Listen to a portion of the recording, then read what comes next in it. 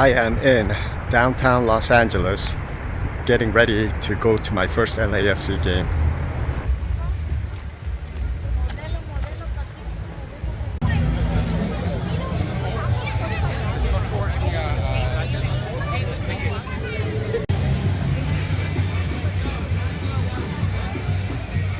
Forward number 7.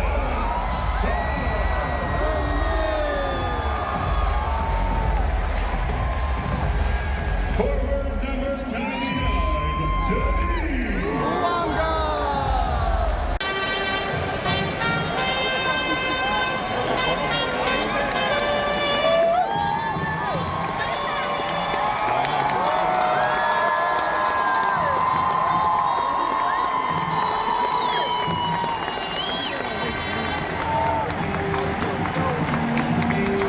Ciudad de campeones, palpitan los corazones, 32-52 se puede.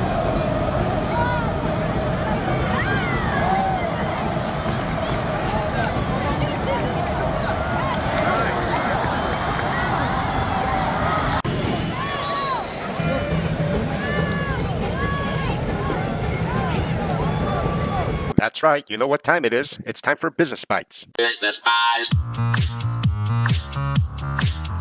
So for this week's Business Bites, I want to talk about something that I personally can't develop, but maybe somebody out there, one of you guys can, or gals, can develop. It is a system that identifies you as a unique living individual. So basically, with so much AI and so many bots out there, pretty soon what's going to happen is we're going to get inundated with a lot of fake entities pretending to be actual people. And so this goes for, forums and chat groups and stuff, Discord, whatever. Those kind of areas where a lot of bots will just show up and start saying things. Even with AI, it'll sound like an actual human being saying it. At a certain point, you're gonna want to know that the person you are dialoguing with or the person showing up at that chat group or message board or whatever is actually a person. And especially if you're running a business, you want to know that your customers are actual people. So the whole concept is a validation system that's going to validate you as a real life human being, not just which of these squares are bicycles or which of these squares have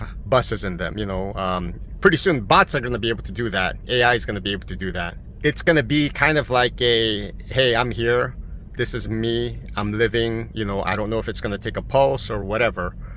But, it could be even creepy, like, some people believe that you're going to get the mark of the beast on your hand and your forehead or whatever, or in a part of your head or whatever, and that's going to uniquely identify you, right? Seriously, if you have this identification system where you can identify an actual living being, if you could develop this and actually present it to companies, present it to virtual spaces or cyberspaces where people do congregate, and they don't want bots, they don't want AI, and you could only get, you could get actual living beings and they can identify you. I think that's going to be a game changer in the future. And so I don't know if you can develop something that will pretty much cater to the needs of businesses, internet gathering places, online, where people will actually need to be people for them to participate. And I already see like a lot of fake news popping up, and it sounds legitimate. I follow LAFC, and there are people out there in Korean making soccer news with images and photos of people, real life people. I just saw one the other day where they took old footage of like Justin Bieber, and they were saying that Justin Bieber was at a LAFC game recently, and he was rooting for Sonny, and he met Sonny, and crazy things like that. But it was all like footage from like a couple years back, and it was all just nonsense. And then I saw other footage where they make up news about other players wanting to join LAFC and stuff. It's just crazy. And the thing is there's like 20-30,000 views on these, and people are watching, and I see the comments, and people are actually commenting on it like it's legitimate news. And so there's a whole bunch of people out there getting duped. And you know what? For busy people that aren't going to be proactive with what's out there, they're going to get duped. And how do you know if these fake sites or these fake accounts that are putting up this fake news is, legitimate or not. When you have an actual living person attached to that account and they have to be held accountable, it's completely different than somebody just randomly throwing stuff up there, using AI or even just making fake stuff up, Anyway, that's just one example. But in terms of like even forum spaces where people are discussing things and, pretty soon it's going to be, like I said, it's going to be filled with AI and bots and stuff, unless somebody takes a proactive stance and develops a system that will eliminate bots showing up doing weird things, And I'm talking about even like real life people logging in and then having the bot take over, eliminating that kind of stuff, So, it's interesting, but hopefully our future is not a mess with all this. I mean, because AI could enhance our lives or it could just make it, take it down the toilet. So the weather has definitely gotten cooler. I am at a truck stop here in Lebec, Fraser Mountain. And 51 degrees already. It's going to get colder tonight. I mean, 51's not that cold, but after hitting 100 plus in Phoenix last few weeks, 51 degrees is strange. It's already well into October, so getting ready for the cold season, and it's going to be an interesting end of the year. And I had way too much barbecue tonight. Every time I come here, I get tempted with that barbecue across the street, and had some tonight, and I am stuffed. Yeah, they had a hot link, like a pork sausage add-on, and it was for $5 extra. So I got that because last time there weren't enough ribs, and so this time around I did that hot link add-on, and it took me over the top. So I am stuffed. Yeah, it's Friday night here, so not too many trucks. Usually this place gets packed, but there's a lot of parking here. So I believe that there are certain truths in life, and a lot of people, we try to transfer these truths to the people we love, especially our children. And I believe that the generations before us did the same. But every generation, there seems to be a sense of dismissal and rebellion. A lot of broken relationships because of the parenting methods or the teaching methods of the previous generation. You see a lot of people rejecting their parents' ideology. Sometimes their religion, sometimes their political beliefs or political stance, sometimes how they view family and life. I personally believe that there is truth, but a lot of times that truth gets distorted because of people. Okay, so that's a little bit complex. Let me say, one thing I think about is ideology getting passed down from generation to generation. But then you have the methodology, the way we transfer that information or that idea or that energy to the next generation. So ideology versus methodology.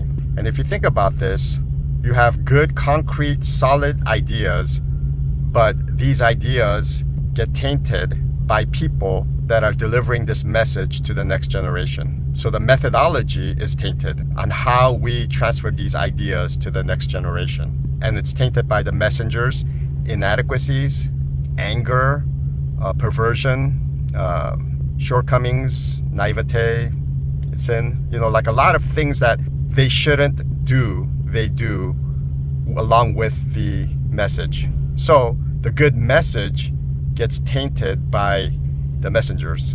So ideology versus methodology. So one of the things I've been thinking about is that this next generation of people, we had our drama with our previous generations and our generation.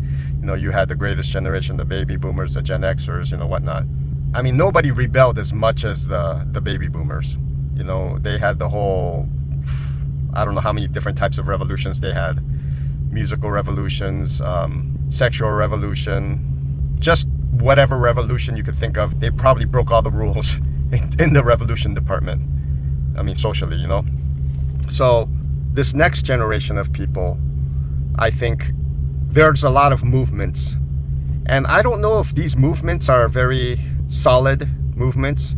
They may be movement for the sake of having movement or movement just to disrupt. But mostly, I think they're movements created out of disdain and I'm not putting up with your BS, So basically, these movements are gaining momentum because the generation before did such a horrible job in conveying the message of love, conveying the message of support. But at the same time, there's this complexity because that next generation is kind of soft. You know, they're not going through tough times as the previous generations did. And so there's a mixture of low capacity and also a lot of selfishness from the messengers. Selfishness both ways. So I'm talking about all this just to ponder, to think about why there is not this unified way of thinking from generation to generation to generation. And it's more of a disconnect or a rebellion of the previous generation's ideas. And were the previous generations that wrong? Or were all these messages tainted by the messenger's shortcomings? You know, if these messengers are flawed, and the actual problem isn't that the next generation's rejecting the ideology. In reality, they're frustrated with the messenger's self-absorbed energy, their anger, their my way or the highway type of attitude. And I guarantee you, when the ideology changes, if the next generation doesn't change that same attitude, you're going to have the same problem. So you have good ideology and good methodology, a good, honest truth, and the messenger gives a somewhat flawless delivery of that message. And the person on the receiving end has no reason to reject that. Now you have a dishonest ideology or a bad ideology. No matter how well you present this, the methodology, eventually truth should win out. Hopefully it's not too late, but truth and time go hand in hand, I believe, you know? So over time, people will be able to sniff out this bad ideology, even though it's presented well. Now, what may happen in certain circumstances is bad ideology and bad methodology. Then it's just a formula for disaster, because you got bad ideas being pushed down with bad energy. Like I said before, I think a lot of people suffer bad methodology. The way that they're brought up and the way that they're taught, whether it's by teachers or people that you trust, that you're supposed to trust, whether it's a religious organization, a school, your parents, you know, adults in your close proximity. It could be like an older sibling too, you know, or people in your neighborhood. They could wreck your life. You know, they have more power over you. They're older, they know more, and they can do some very bad things to you, and you could be scarred for life. A lot of people can't escape this, and we end up with a bunch of scars in our life. And there's people out there that believe that you need to have scars to be tough. You can't be soft. But I've seen too many people, grown adults, old people too, and these scars are just thorns in their side and basically suffered all their life, you know, with trauma. Anyway, I bring all this up so that you can think about this, you know, how you were raised, how you may raise your kids, or you have raised your kids, how the next generation after that is going to raise their kids, and what's going on with America, and how it's just crazy, right? Almost schizophrenic. You've got the right, the left, and when they start talking politics, I mean, it's like they hate each other, like they can't coexist. You know, they want to like really like get at each other. And this isn't how America was. I mean, there was two parties duking it out, but it was kind of like all in fair play for the most part, it seemed like anyway.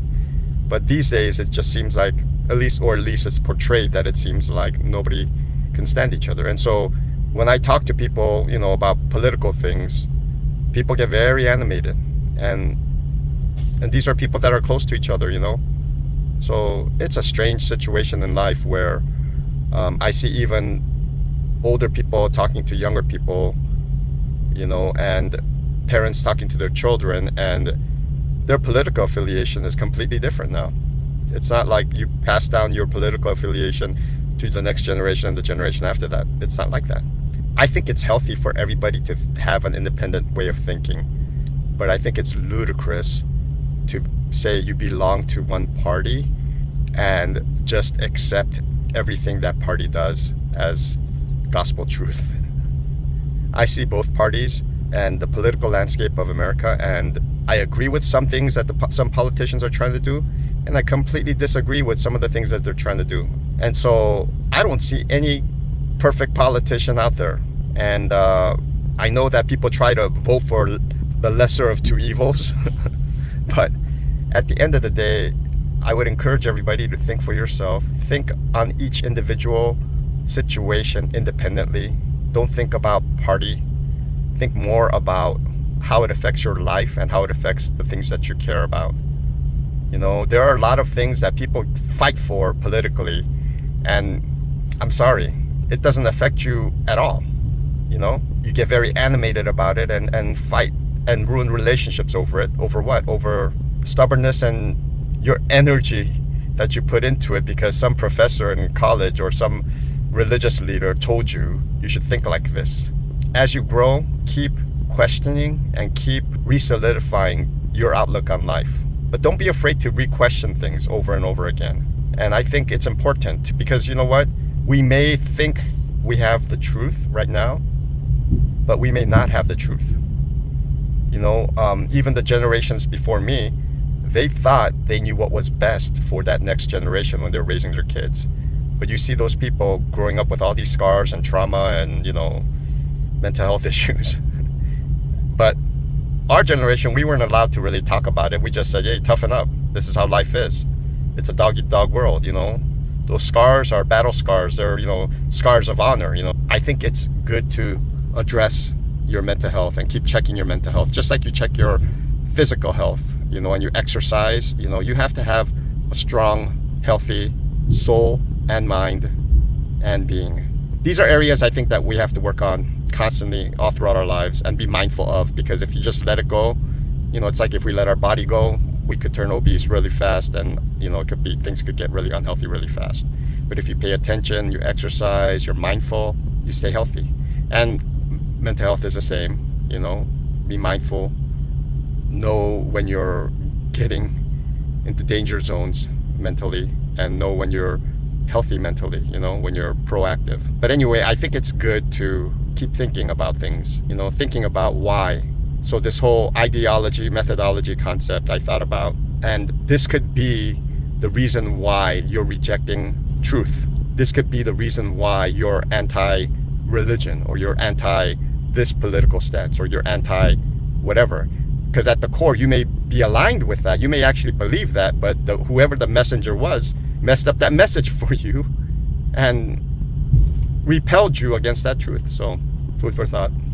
What is going on, my people? So this week was a long, drawn out week. It's a good week, but it's just drawn out. Like seriously, like drive, sit around, drive, sit around, drive, sit around. 6 days straight. When my week is over, I have to rush to BMO Stadium to an LAFC game, which starts at 6 p.m. So I don't even know if I'm gonna make it on time. But yeah, anyway, I wanted to just kind of share that sometimes, you know, you want to get the runs and you get the runs, but it's just drawn out like this. And I wish they would be a little bit more considerate of the driver and try to give us runs a little bit back to back if possible, you know. But they're trying to save their butt, and they go ahead and make sure that you're on time. So they give you one run, 300, 400 miles, have you sit, do another run, you know, have you sit. And so there's no chance of you letting one run delay the next run, basically. Anyway, it is what it is. And there's a lot of people on my account that just do 4 runs and they call it a week. For me, you know, I got to make money. If I get out here, I need to make money. So I have to do my 6 runs. So this week, unfortunately, is ending on a Sunday evening. So, but, you know, I can't complain really. You know, it just comes with the territory. But for the most part, no real drama, just annoying little things that usually come with an average week, you know. So this week was basically 1 trip east to Phoenix and then 2 trips up north and back, 2,350 miles or so. And it was a decent week, can't complain, like I said. And yeah, that was it. You know, the weather's a lot cooler. It's been hot for a while, but even Phoenix was hovering around 100, sometimes down to like 90. And it's bearable. It's not like crazy, but you still need the AC on, you know, and it's annoying. But you know, outside of that, like when I come to NorCal, I don't need to turn on the AC at night. it's cool enough. So, it was a good week. So thank you for following me on this journey. God bless all of you. If you're a driver out there, stay safe. Peace. And until next time, cheers.